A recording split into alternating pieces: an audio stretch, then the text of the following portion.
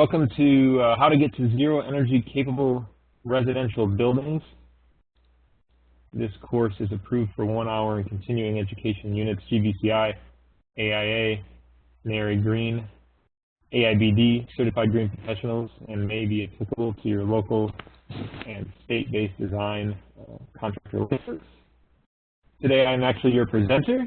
My name is Brett Little. I'm the Executive Director here at the Green Home Institute, calling in from Grand Rapids, Michigan today.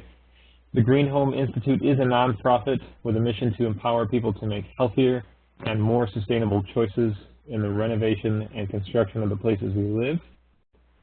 Huge thanks to our supporting partners who allow us to do these sessions.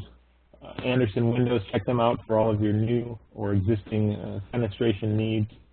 And Panasonic, believe it or not, they have ventilation strategies for you to help you achieve all of your ventilation needs. Do you support greener homes? Support our mission, help keep these webinars going. Become a member today and get some other benefits like discounts on our major trainings, as well as discounts on your green building certification costs and more. Check it out at our website, get involved. So as far as zero energy goes, it is a growing trend. This is a report here from Navigant Research, and you can check out the full reports on their website at Navigant if you want to purchase that from them. But it does get into the trends of zero energy around the world and zero energy projects, and it is just growing. We're seeing it more and more calls every day. More and more details about projects and how to achieve zero energy. And there are a lot of terms being thrown around out there. Just to name maybe the main ones, net zero energy, zero net energy, zero energy buildings. There are a lot of terms, and what we believe, a lot of market confusion on what these terms actually mean and what somebody actually means. What they're actually saying when they say one of these terms.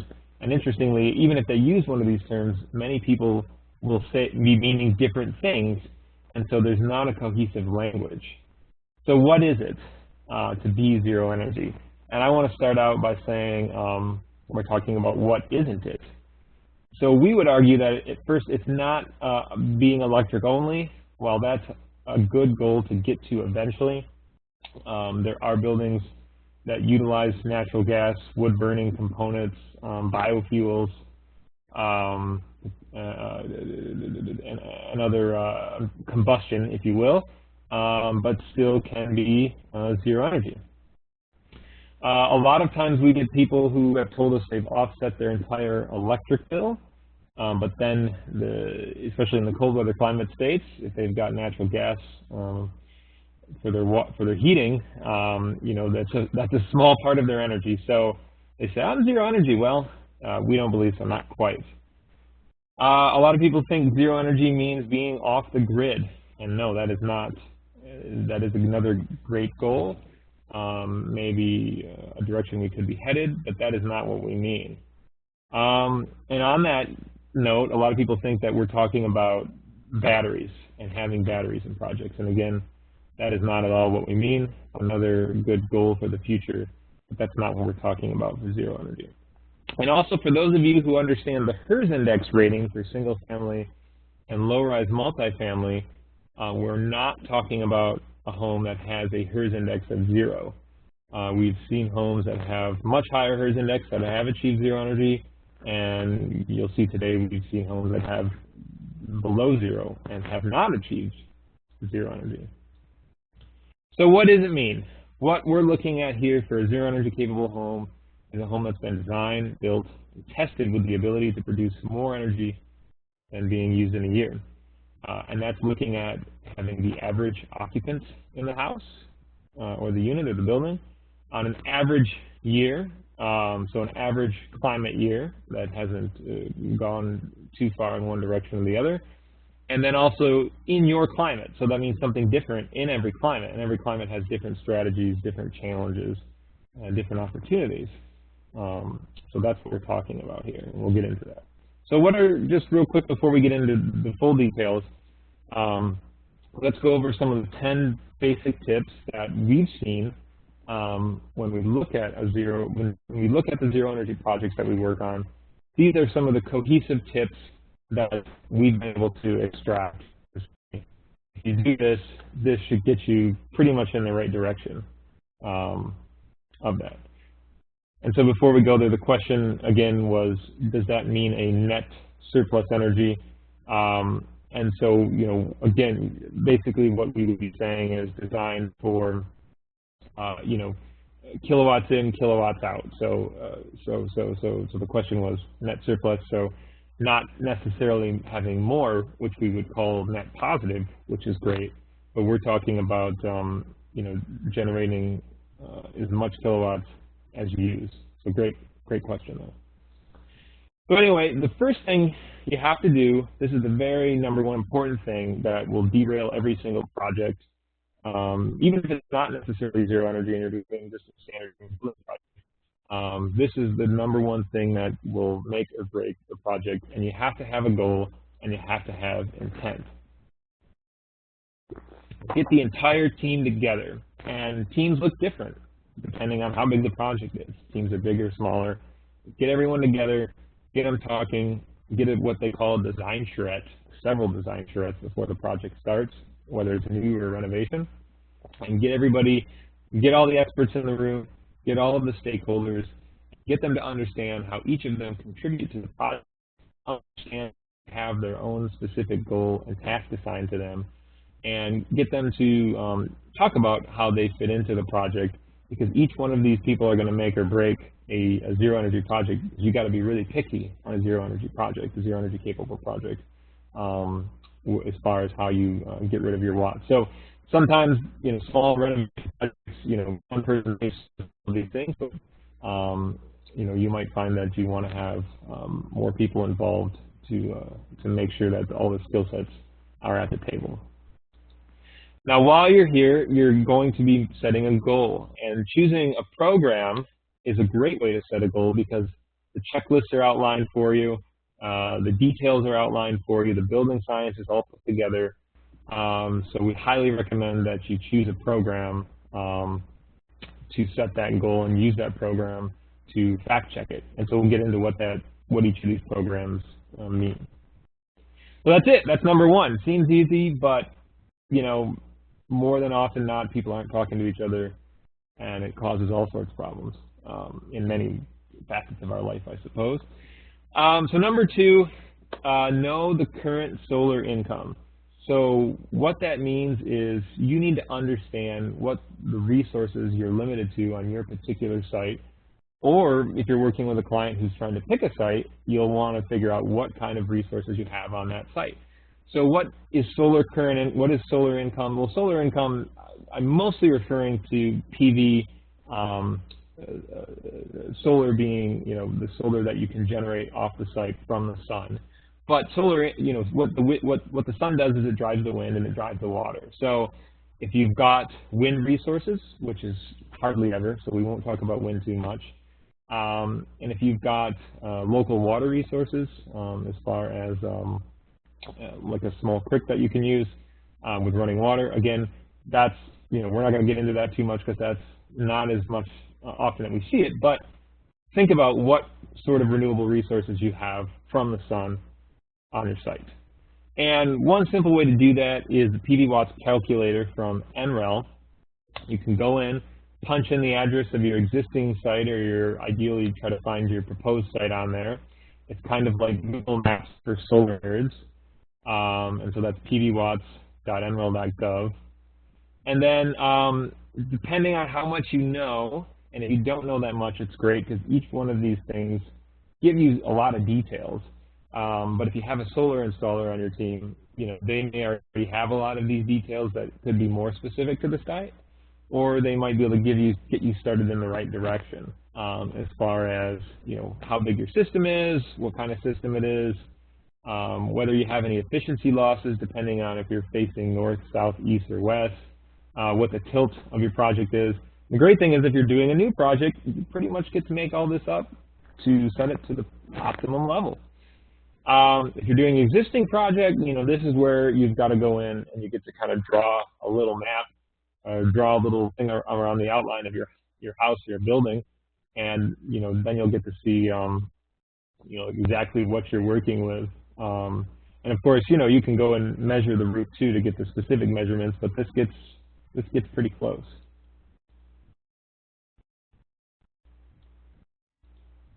So what then we'll do is it'll spit out a report, and this is the data. This is what we're looking for. This is what you're limited to, right? So this is how much energy you can generate in a year with your proposed solar plant, with your proposed solar PV, with your orientation, with the site you have. And so this is really now telling you, okay, now I've got to design my building energy efficient to have the loads that meet this number if I want to get to zero. And this, unfortunately, we see this get done backwards, and we're end up doing these reports after the project is designed and built, and we're like, oh, we didn't make it, and maybe if we would have tweaked a few things, we could have made it. So start there. I highly recommend starting with understanding your solar resources. And on that note, same concept, design towards the sun. Time and time again, we see developments that, for the most part, are designing against the sun. So what I mean is they're not taking advantage of the free passive solar income, and instead are designing buildings that have to cool the building, especially for AC purposes, have to cool the building to get the extra solar gain out of the building, which costs you more money, more energy, and they're not taking advantage of the free sun warming in the winter or the free light that would be coming in, which, by the way, actually has a lot of positive health impacts. So we're looking at buildings that have, depending on, again, your climate zone, proper east-west orientation access, proper overhangs, proper roof spacing for solar, whether you have solar now or whether you're adding solar in the future.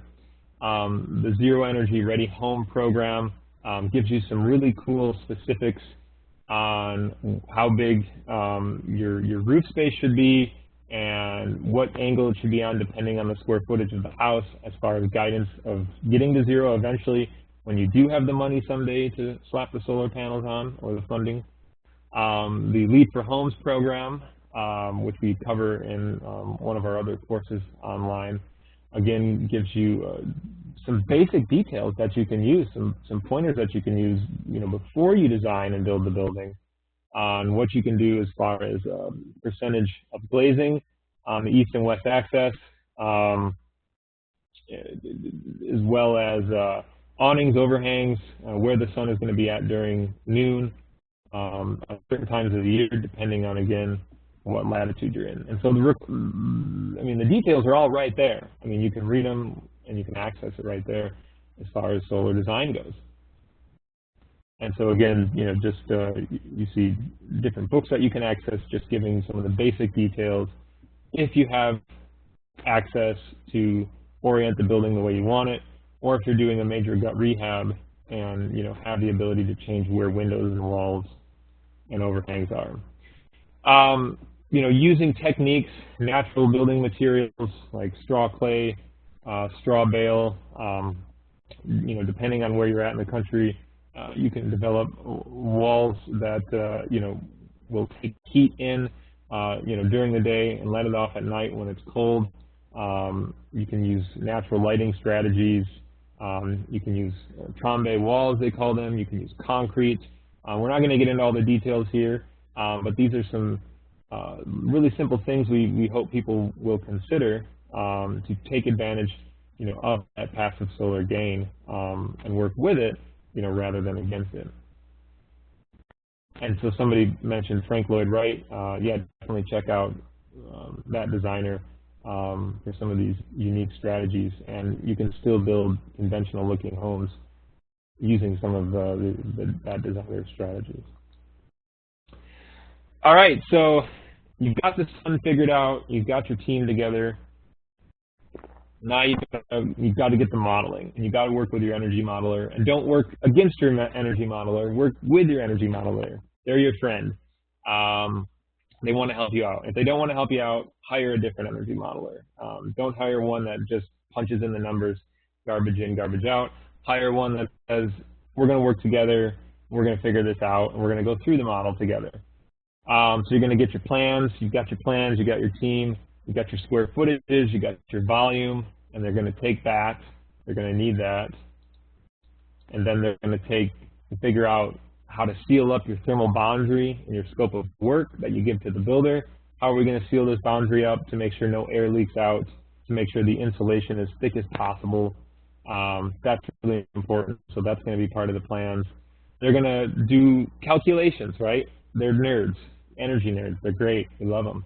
They're going to take your heating and cooling system, your proposed one, your water heating system, your window U values, your lighting, appliance efficiency, and your renewable. They're going to put it all into the model, and they're going to spit out some numbers. So some of the different modeling tools that we have approved for the program and that are highly recommended, that aren't 100% perfect, and we'll admit that, but they get pretty close, especially if you're working with the right person who knows what they're doing.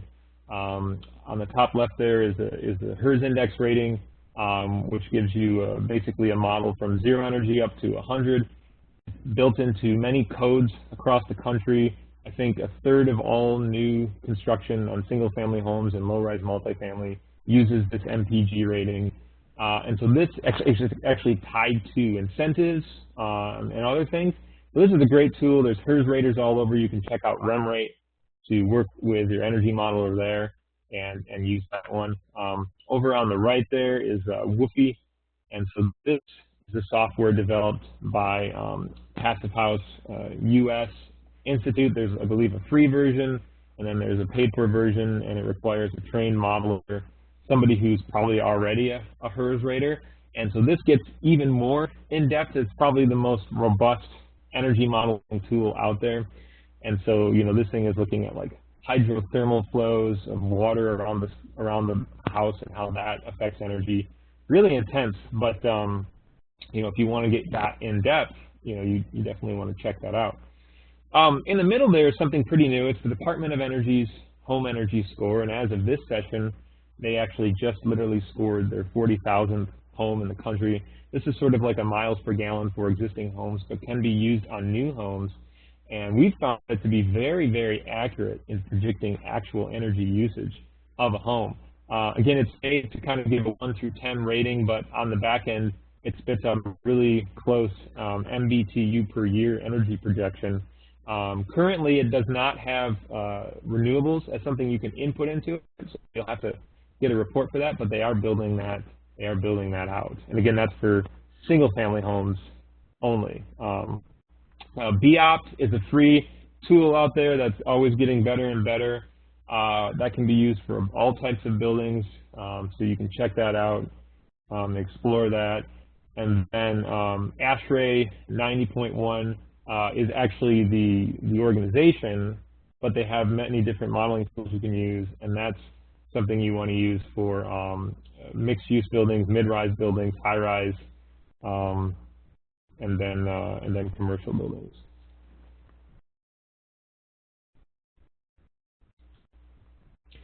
All right, so you've got your solar figured out, you've got your team together, you've got your model, you've been tweaking your model, and then this recommendation is sort of one of those ones that is going to be very contingent, again, on kind of where you're at from a climate standpoint.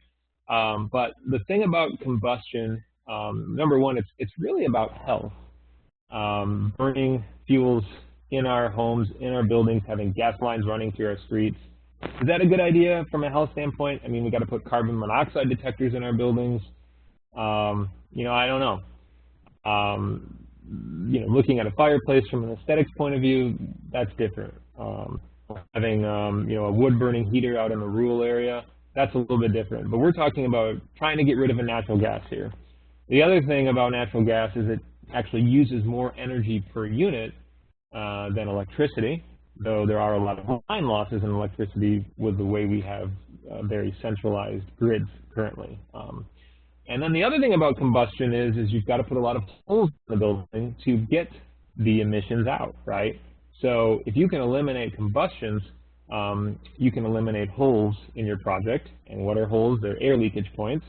So you get a tighter house, tighter building, and a healthier one. Would be my plug. So you know, some ways you can do that: geothermal. So you put the HVAC down into the ground, and you use the free heating and cooling of the ground. Expensive, yes. The 30% tax credit is still good through 2019, if you didn't know that, so that's good. And you can use it to generate hot water as well through a de-superheater. We're seeing even urban projects, rehab projects, we're going to cover one today, using this type of technology. Heat pump technology is becoming a long way, so this is basically like a geothermal but in the air, and so it's pulling the heat out of the air. There's mini splits, which can be used room by rooms. There's integrated systems that aren't as ugly as these heads for the mini splits. There's systems that can be integrated into the existing ductwork, and they're becoming very efficient. There's water source heat pumps as well, which kind of are even more efficient than the air source heat pumps. Variable refrigerant flow, excuse me, that is becoming the cool thing to do now, and again, much more efficient, a little bit cheaper than geothermal for larger multifamily and mixed use buildings. Excuse me. And then heat pump technology has now been coming out for water heaters, so you can check that out again. Same concept, pulling the heat out of the air using electricity to heat it, and does not require any holes in the house. Dryers have heat pump technology again, so you can check those out. Also, dryers have condensing dryers now, which are very energy efficient. I've had one for 4 years, worked great, and you can eliminate that hole in the wall, and it just condenses and puts the water right where the washer is. Another thing that's pretty popular, you know, out in California where there's a lot of high electric rates, out in Europe are the point-sourced water heaters, all electric water heaters, on demand, but really small point source. We're seeing them become more popular, and you can place them where you need them, maybe 1 or 2 in a house, instead of a centralized gas water heater. And they're very efficient, and they only use energy when you need them to. And if one fails, you know, you still have hot water in the other areas. So we're seeing more and more of these centralized water heaters, which again reduce the runtime of the pipes as well. You know, radiant heating and cooling is interesting. It's typically we find in the green building world it might be a little bit overkill on super tight homes, but these can be used in junction with solar water heaters and water source heat pumps. If you actually use one of these in conjunctions with a solar water heater, you can actually grab the tax credit too for it, I believe. But again, you know, typically these are used for comfort because they're a little more expensive systems, but they've been argued to have more improved health impacts than using traditional ducting systems. So point number 6, don't heat the outdoors, and that seems like a easy, sensible one, but let me show you what I mean with that. That's me in my existing home. We made the house pretty tight, so we needed to get an energy recovery ventilator in the house, and these systems basically, once the house or the building gets so tight, you want to bring in that fresh makeup air, and so then you're constantly exhausting stale, polluted air. And so these systems are, you know, very efficient, and they capture that waste heat in many different ways. And this one you can see it's a wheel that's sort of spinning back there, but every system uses a different concept of doing that. And if you're building new, one of the neat things that you can do is you can eliminate, remember I talked about eliminating those holes in the wall. So what can you do with an energy or heat recovery ventilator? You can eliminate the kitchen exhaust, and if you have the right makeup air, you know, that will just constantly be changing air in the kitchen, And then you don't have to worry about having that hood range, which again is another huge hole in the house. The other thing you can do with the energy recovery ventilator is eliminate all of the bathroom exhaust. You still have the bathroom exhaust, but they're not venting up to the attic, which can cause potential durability moisture issues if they're not installed correctly. And it happens all the time. But you've got it being pulled out again through the energy recovery ventilator. So once you've worked with your rater and you've designed the house and you model it to be so tight, or the building to be so tight, you want to have this this device in there to do that, and you can eliminate those holes. So again, these systems, 90% of capturing activity. Some of the systems, not all of them, are designed so they can remove moisture. If you have moisture issues, if you know anything about moisture, it causes comfort issues, and then people turn the AC up higher if they're too humid. So that's an issue. And then some of these systems are designed to also, from a health standpoint, again, you got a really tight house, so you want to make it healthy, remove VOCs, PVOCs, formaldehyde, carbon dioxide, which too much carbon dioxide in the house, too many people are comfortable, and other potential air toxins. And like these systems actually monitor the air and then ramp up to remove it. Some of these do that, so you have to check them out. Here's a lead project in Illinois that actually uses a mini split system and uses advanced ERV, I believe, to actually distribute the air around the house as the duct system, and bring in the fresh air and remove toxins all at once in this super tight house. All right, so you've designed towards the sun, you've got your solar in place, you work with the energy model, you came up with a plan with your team that you put together. You've used your advanced heating and cooling systems, ideally all electric, but you want to work with that rater. Remember that modeler, that rater that you hired?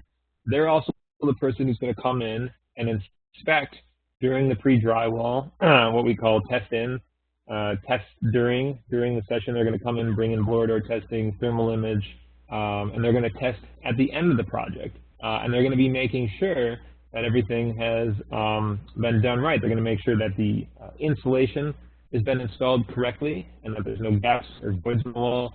They're going to be making sure the air change targets that you plan to hit in an energy model are there, and if there's any gaps, you're going to go to the contractor and you're going to say, hey, fix these gaps before we seal up the walls, before we seal up the ducts. A lot of times we see the wrong appliances installed, the wrong lighting installed. So they're checking all of these things that were in the model, because the model is garbage if you don't follow the model. And so we see it all the time in projects. Things are just installed wrong. Nobody's doing anything wrong. It's just you get busy, you get focused, these things get missed. The energy folks are here to help make sure that doesn't get missed. So you've got to test in, test during, test out at the end of the project to make sure everything's there, and so that's really important. And so somebody had mentioned, what if we're using spray foam on the perimeter, and depending on the types of insulation, fiberglass is always doomed to fail, hardly ever installed right. So foam is a lot easier to install right, but again, can still be done wrong, and so it's important to have an inspection on all insulation types.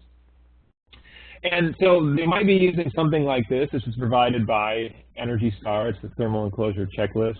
And so again, during the preliminary design process, you might be using a tool like this, which is something that's required for the DOE's Zero Energy Ready program, to first design in your specifications, but then they'll be going through and checking off each of these items while they're in the field. And there's one for the HVAC contractor too, to sort of take the guesswork out of all this.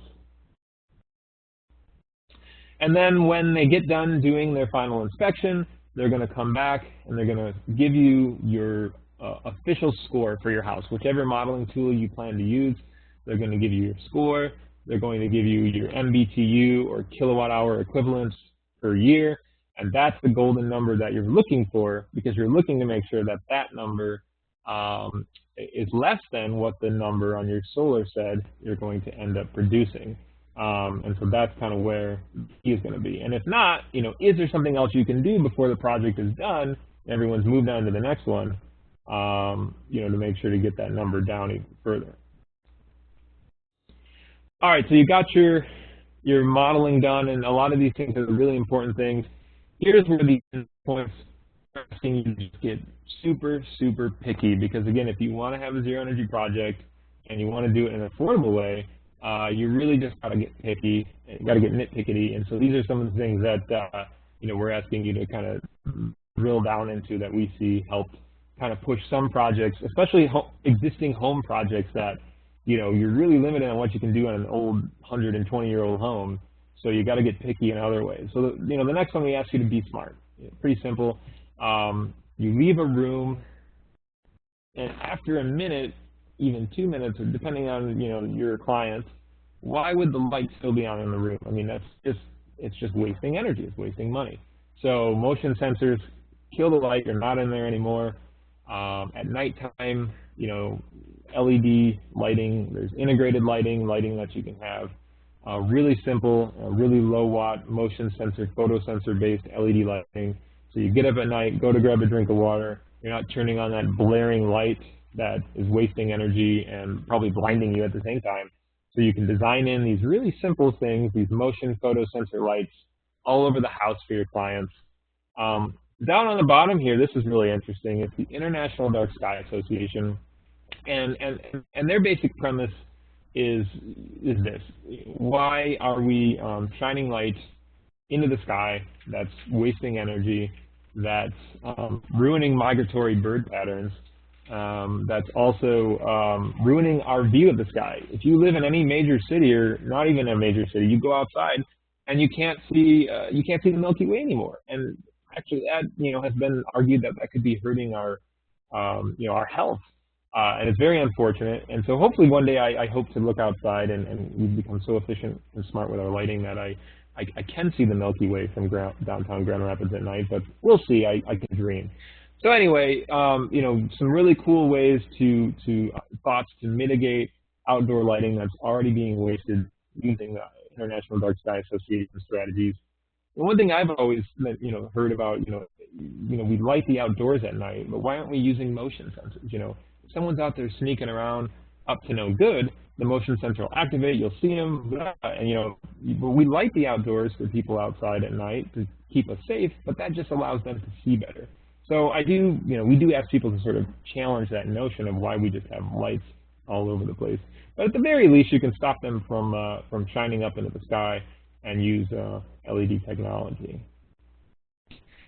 Staying smart with me here for a second. I think electric stoves are terrible. I hate cooking with them, and so I never ever recommend anyone use an electric stove. But the thing about a gas stove, and even electric stoves, they're super inefficient.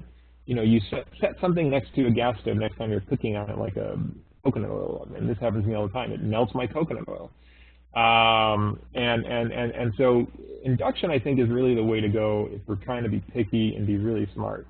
Because what induction does is it only heats the element that you need it to heat when you need it to heat it. Not only that, but it's much more energy efficient. It can boil water instantly, mostly. And from what I've understand from cooks, famous cooks who typically like gas, a lot of them have endorsed induction. So take a look at that for your clients to, again, kind of as that sort of last-ditch effort to drive out your last kilowatts. And then, of course, monitoring systems that kind of give you instant feedback, give your clients instant feedback, give your tenants instant feedback of when they're using energy, and gives them some ideas on how to reduce it. Obviously, having things unplugged and having power strips built into the wall is a smart thing to do to allow people to kind of kill that vampire power as well. And so, kind of keeping on that idea, you can't manage what you don't measure. So we encourage people to, whether even this is a great opportunity for you, even if this is a single-family home client, to say, hey, let's measure what you've done a year later. Let's engage with you to figure out what went wrong, and let's measure it again and repeat it and figure out if there's something that we can do to help you improve. And so that's what we encourage people to kind of keep that relationship going. Obviously, if you have tenants in a multifamily building, there's a good opportunity for that. But keep measuring, keep engaging, keep trying to figure out what it is that we need to do and what it is that we're missing that's preventing us from achieving our zero energy goals. So from sort of a broad level, if you're commercial, you've got a lot of commercial buildings, a lot of multifamily buildings, or even if you own a lot of single-family buildings, to some degree, you can use both of these tools. I just highlight these because they're pretty popular. WegoWise, or the Energy Star Portfolio Manager, which can only be used on 20 units, multifamily buildings or lower. But these tools are designed to allow folks to take a look at their portfolio of all their projects, kind of compare them to each other, compare them to the standard depending on the building type, and get a good sense of how much energy you're using. So things like WegoWise, have a fee, and they give you a lot more data, whereas Energy Star Portfolio Manager is free, and you punch the data in yourself, but it's something that gives you good feedback on how you're doing across your portfolio. Drilling down a little bit, from a multifamily housing standpoint, you've got to sub-meter your tenants, because if they know how much energy they're using and if they're paying for their energy, then they're going to keep their energy down. And so there's things called green leases that are going on out there that you can check out from the Institute for Market Transformation. This is where I pulled that off, and gives you some ideas on how to develop these leases that encourage you as the developer or the designer to build a better building and encourage the tenants to reduce their energy. Other fun things that you can do is have competitions or even discounts on your lease if you can keep your energy down and allow the building to meet the goal of being zero energy.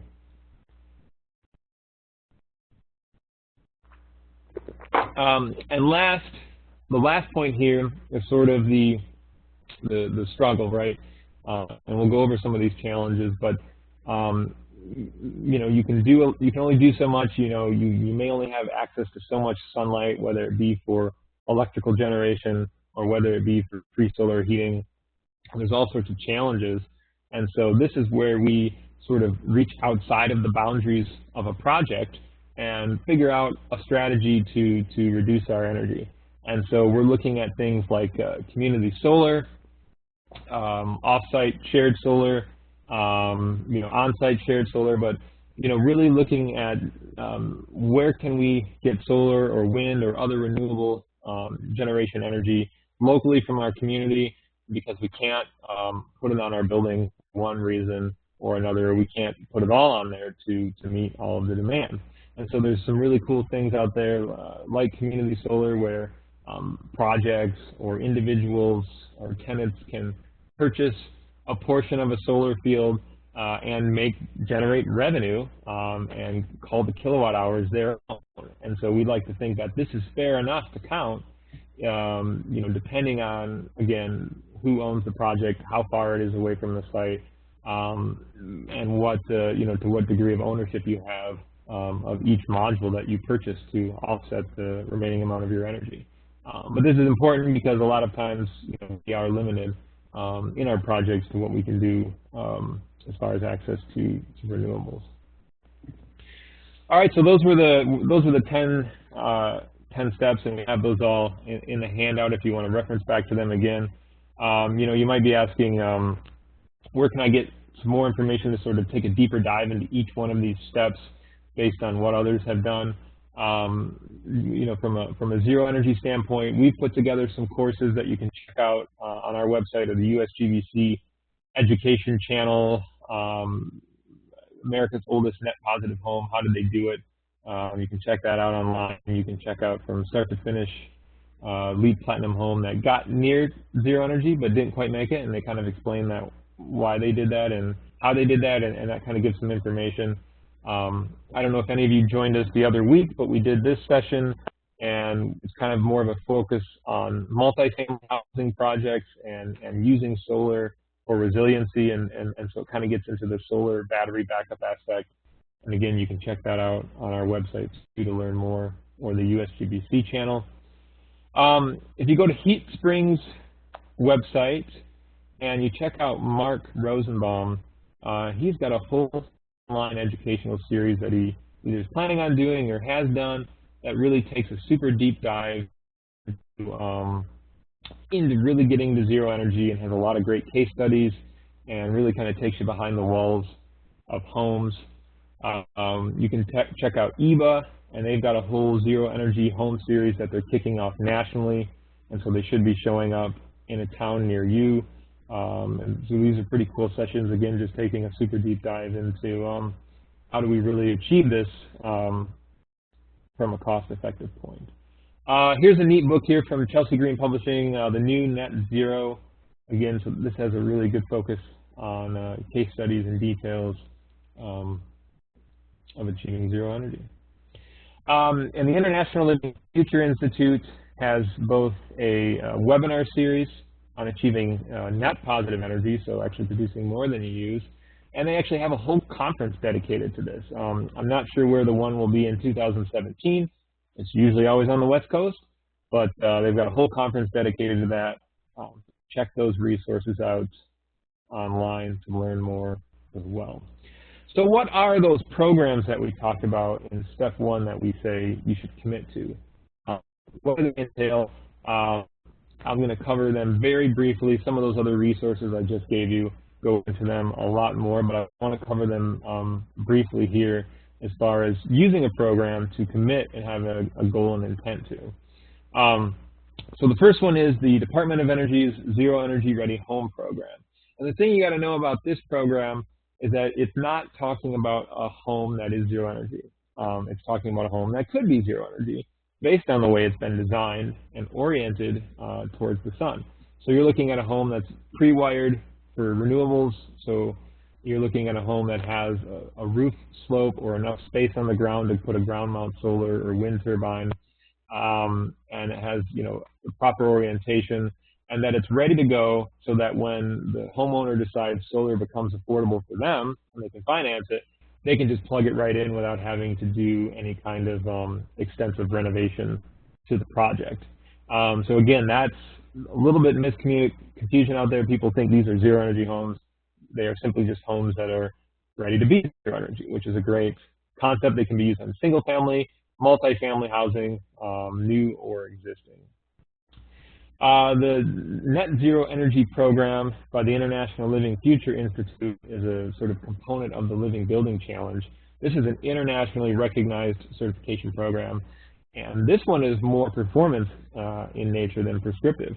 So to actually achieve this, you actually have to show a year's worth of utility bills that show you are zero energy. They don't care anything about design or modeling. They're actually looking at full certification there.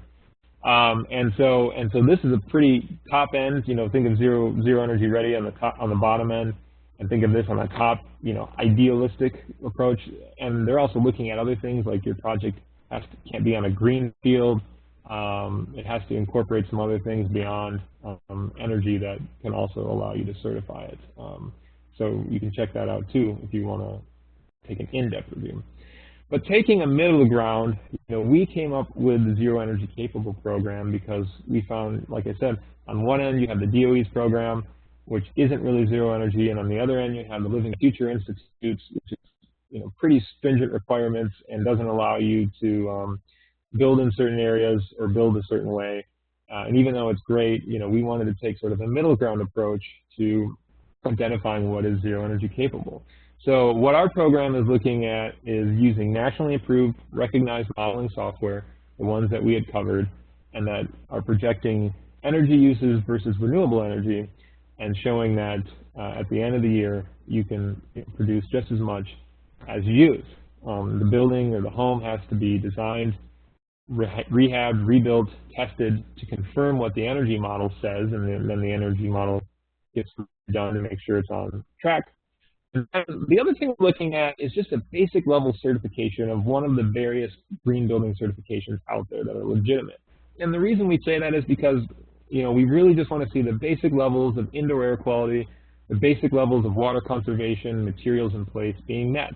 It doesn't have to be the platinum standard, just the baseline standard. And so that's another requirement of the Zero Energy Capable program.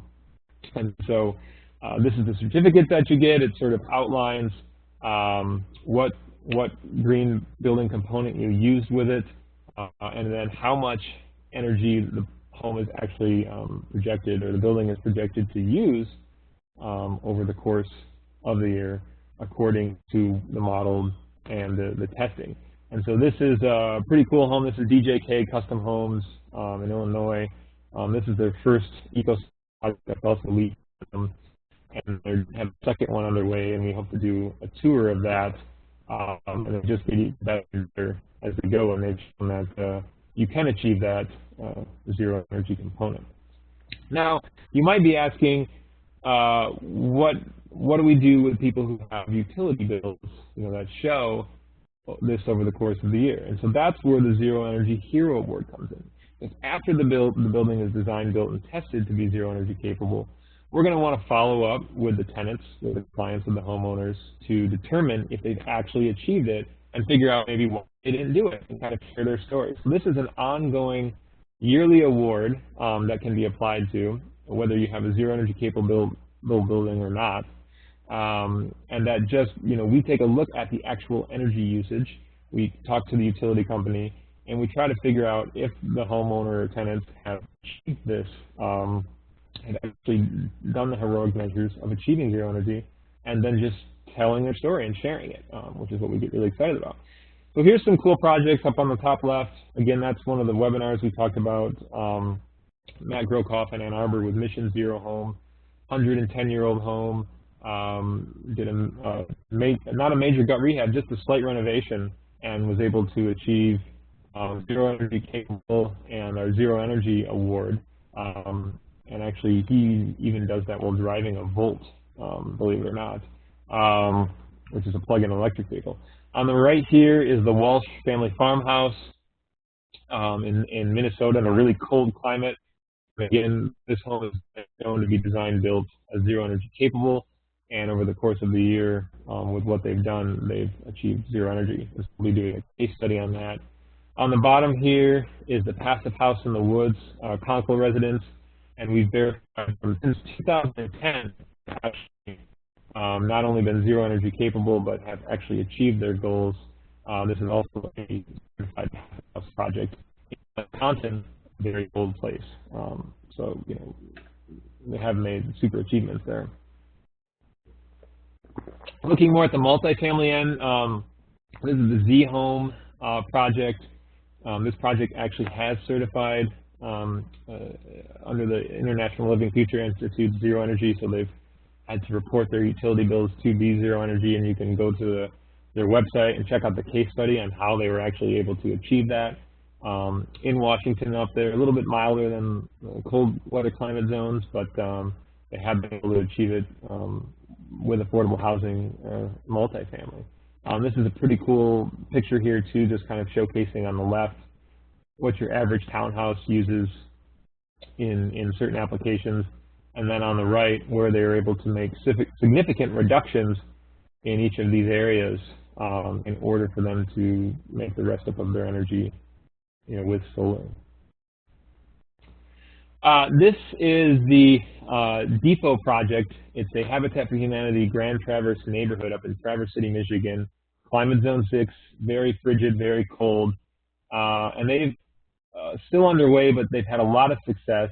On the bottom here, we actually did a interactive documentary with some Grand Valley State University students on this project, so you can check that out also on our website. But here again is where we get into this, where people think this zero energy, this HERS index rating, if you know anything about the HERS index rating of 0, is actually a net zero energy home.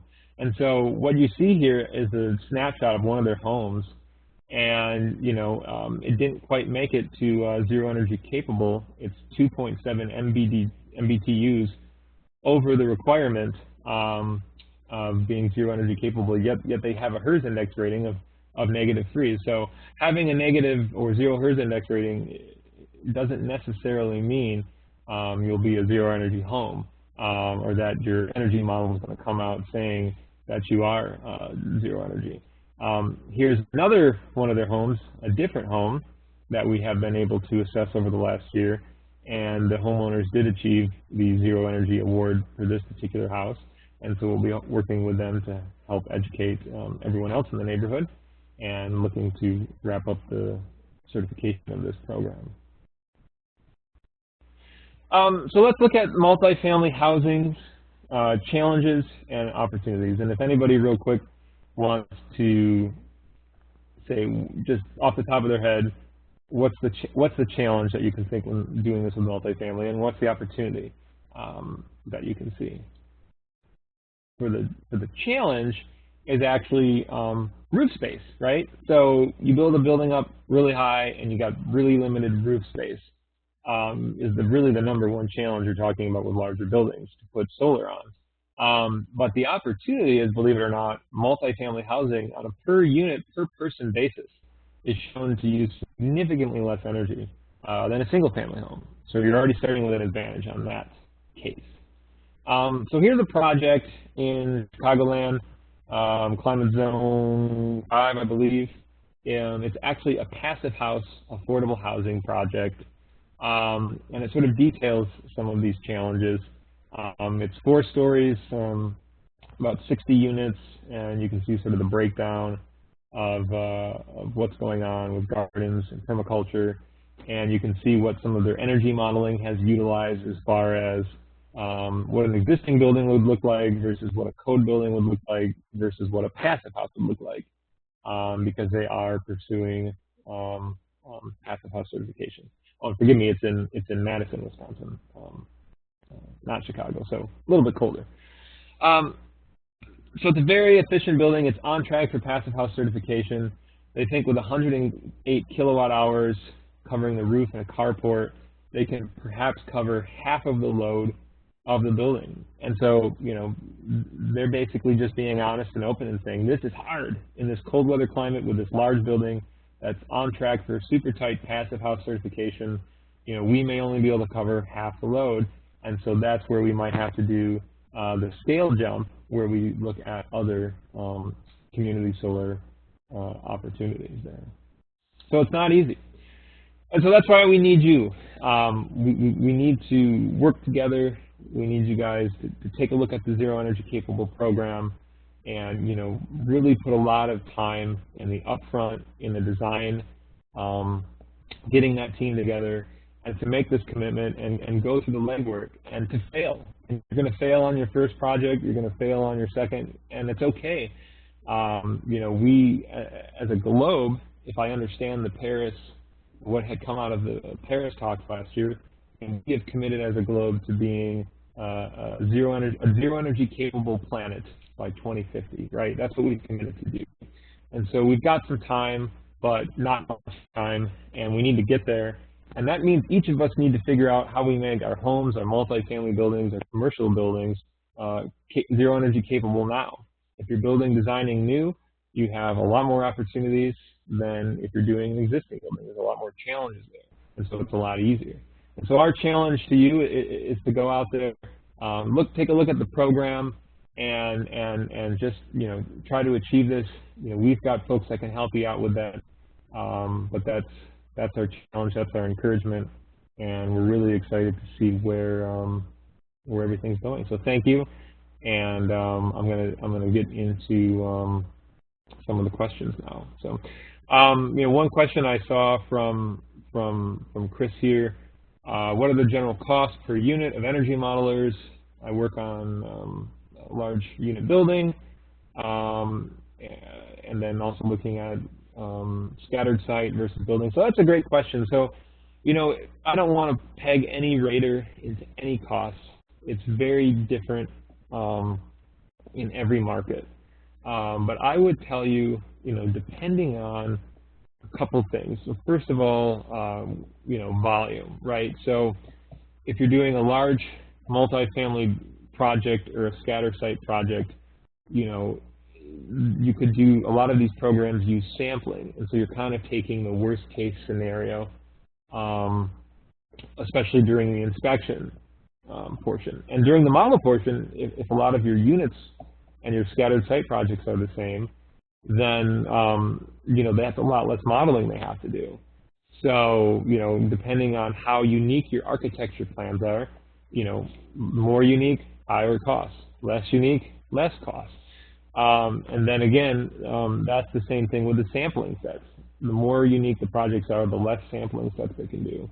So if you've got a lot of units, a lot of buildings, a lot of homes ready to go, and there's a sampling, you know, they have a sampling rate of, you know, the first 5 and then 1 out of 5, or the first 10 and then 1 out of 10, you know, they'll show up, and again, if they can knock those out, they can keep a lot of those inspections and testing follow-up done, depending on, you know, depending on that. And then again, the other thing is, you know, what are you asking them to do? Are you asking them to do duct blaster testing? Are you asking them to do passive house? Are you asking them to do HERS index rating? Are you asking them just to, you know, check the ASHRAE energy model but not do anything formal? Are there tax incentives at play? So things for like the HERS index rating for production builders. There's like a couple $1,000s under 45L, I think, for tax incentives that can cover that. And so, you know, that's definitely a really good question, and it, you know, depends on many of those facets. So the other question I saw, I thought that the 30% tax sunsets on geothermal at the end of this year, and Jeff, I do remember seeing that out there, and you're right. I remember there was a big push to stop that, and maybe it didn't go through.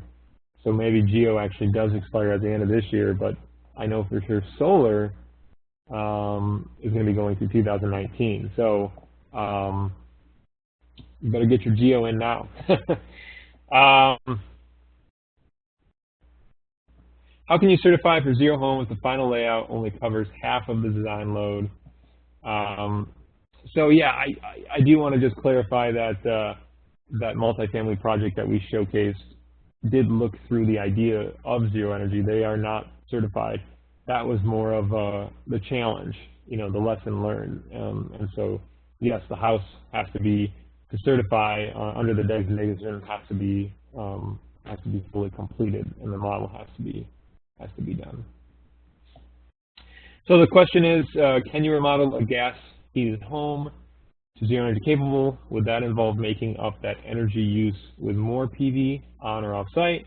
And what is the role of I believe you're saying, in wind energy in all of this? So yeah, so again, for zero energy capable, you can have a gas heated home, a wood heated home, for hot water, for heating, cooling, well, for heating anyway. So all you do then is you're just doing your conversion, right? So you're converting the BTUs on your gas bill, your CCFs or your therms. You're converting those over to kilowatt-hour equivalents, and then you need to just make sure you're offsetting that with your solar or your wind energy. So you know, that's all it is. It doesn't mean you have to use more PV or any less. It just means you got to do the conversion. It's a pretty easy one. And then just reiterating, what is the role of wind in all this? You know, just wind makes sense at a large scale on large projects. I think it ultimately will make sense in the lake, in the Great Lakes, done right, in the oceans, done right. But it doesn't make sense on a small scale. It just doesn't make sense. It costs too much. You don't get the wind. You don't get what you need. But that, you know, if you live on Lake Michigan, you know, maybe it does make sense if your house is built right there. If you live out on the farm and you can get a turbine up pretty high, then maybe it does make sense. But overall, you know, for the majority of all of us, it's going to be solar PV that's going to be, you know, where we're headed from a renewable standpoint.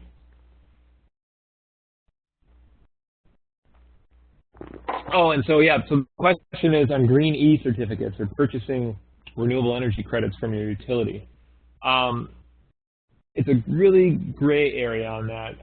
What we're really looking at is that And it's great to purchase renewable energy credits, but it doesn't really mean anything. What we're really looking at is that it's like the stock market. We want to see that you've invested the actual cost of the energy that you're buying out.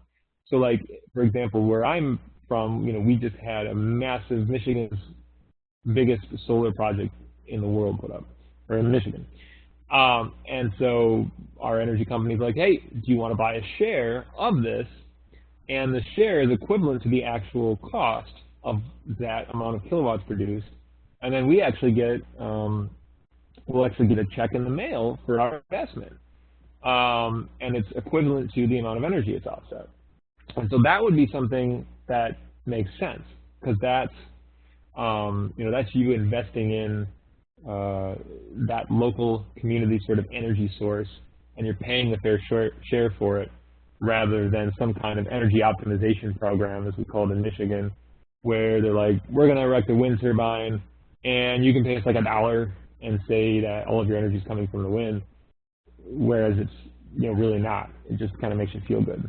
But encourage you to do it. I do it. Just that's not what we're looking at here for your offsets. And as far as this particular program, WindSource from Excel in Minnesota, maybe that is what I was talking about, but just only with solar, and that's great. So I encourage that. I'd check that out. I don't know too much about that.